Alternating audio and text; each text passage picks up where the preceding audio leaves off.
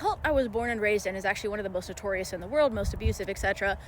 They got away with it under the guise of Christian missionaries. So yes, they called themselves Christian. 100% of the abuse was done in the name of Jesus and God in the Bible, right?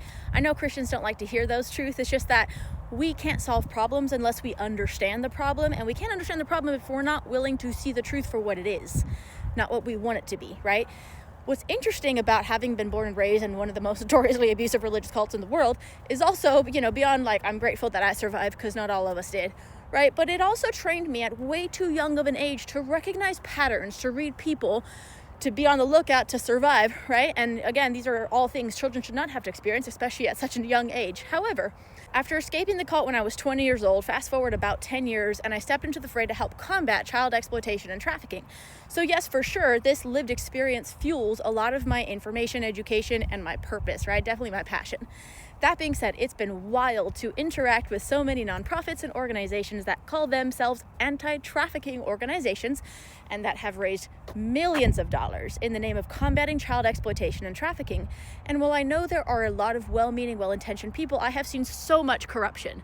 Like, I was prepared for obstacles and opposition. I was not prepared for the amount of corruption and corrupt individuals, greedy, power, profits, etc., who are happy to exploit the problem of child trafficking in America. The interesting thing about these people that I've identified is that they use very similar front or guise as the cult I was born and raised in. Realize the people calling themselves Christians that were doing really bad things to around 25,000 children, they mirror a lot of the same patterns that I see today, especially within these founders that are in it for the credit, the attention, the fame. But when you look at what they're doing with the millions of dollars they've raised over the years, and especially when they're very qualified individuals who we really should expect more results from, when you look into what they've achieved and it's not impressive at all, and you don't see a lot of measurable results, but you see a lot of excuses and spiritual bypassing and even changing the subject because they seem to be ineffective at their actual mission. So they often kind of transform into like a spiritual warrior, right? And it's wild to me that, I never thought I would be interacting with so many Christians and so many people that are pretending to do good. And either, in some cases, they're just well-meaning ineffectiveness, but in many cases, there's so much intentional corruption.